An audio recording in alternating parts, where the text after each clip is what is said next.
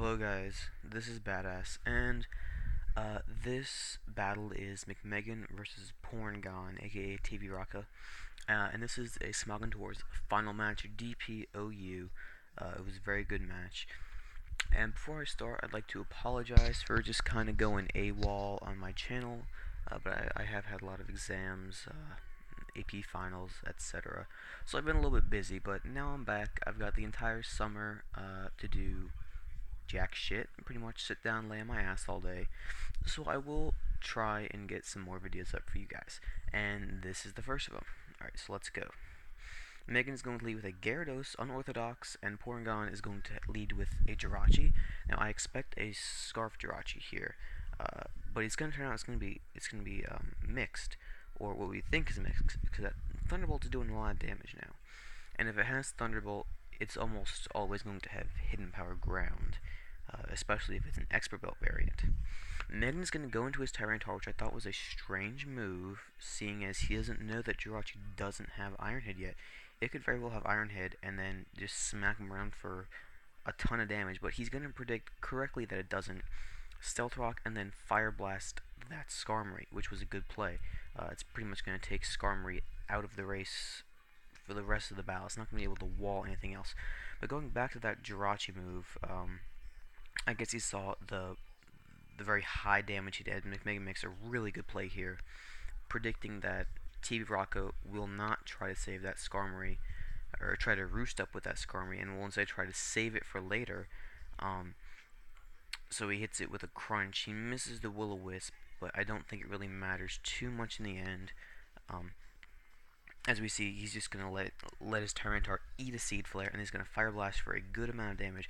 So McMeghan does have a solid advantage in this match. It's close to being 6-4 or 5-4, I guess. T-Tar's pretty low on health, but he's revealed a lot of his team in exchange for comparatively very little, and he has Stealth Rocks up. And even though Rocka has that layer of spikes up, that's not really going to do a whole lot. It's going to do about the same as the layer of Stealth Rocks, except more Pokemon are immune, obviously. So he's going to decide that Tyranitar is pretty good. He's going to save it for later. He's going to send out his Life Orb or Choice Scarf Gengar, his Life Orb, eat the Seed Flare for next to nothing, and then Shadow Ball for the knockout. And Porygon's going to send out his Starmie here. Now, we can see if this is a Life Orb Starmie, because if it is, I haven't really seen a whole lot that can beat it, but it's not, it's leftovers. And that's going to be an important point, I think, later on in the match. We'll have to see if this is leftovers 3 attack or leftovers and recover. Now, we don't know what that Gyarados set is yet. I feel like it could be Choice Banded, because Choice Band Gyarados is actually a pretty cool Pokemon. He's got Payback, which nabs Starmie and Rotom on the switch for a knockout usually. So it can open up some holes for other sweepers, but I haven't really seen any other sweepers that would capitalize on that for McMeghan. So he's gonna send out his Breloom, which is a little strange. So I think that's a defensive Breloom, and he's gonna get knocked down to pretty low health with that Ice Beam. But he's going to live it, get the Spore off, and then go for the Focus Punch to hit Skarmory. Good play. I don't know if I would have spored there. Skarmory appears to be a pretty big threat to his team from what we've seen. And I think that Seed Bombing there, if he had Seed Bomb now, it could be very especially defensive. But Seed Bombing there might have been a better move. But what is now, he did nab the Skarmory with the Focus Punch. And he's just going to go ahead and sacrifice his Breloom. Now what he's going to send in next, we're not sure. I think at this point, Porygon has one unrevealed, and so does McMeghan. McMeghan has the Gyarados, and I think the Tyranitar still alive, and the Gengar. Alright, so he is going to try to send out the Gengar to get some, I guess you could say, chip damage on Jirachi, since it's definitely not going to knock it out in one hit. He might be trying to wear it down for something else that can sweep once it's weakened to about half health, or maybe he just doesn't have anything for it. But we'll see. Porygon safest move here is probably just to, yeah, let the Jirachi eat the attack. And yeah, he does not have Iron Head, which is a pretty good prediction on McMeghan's part.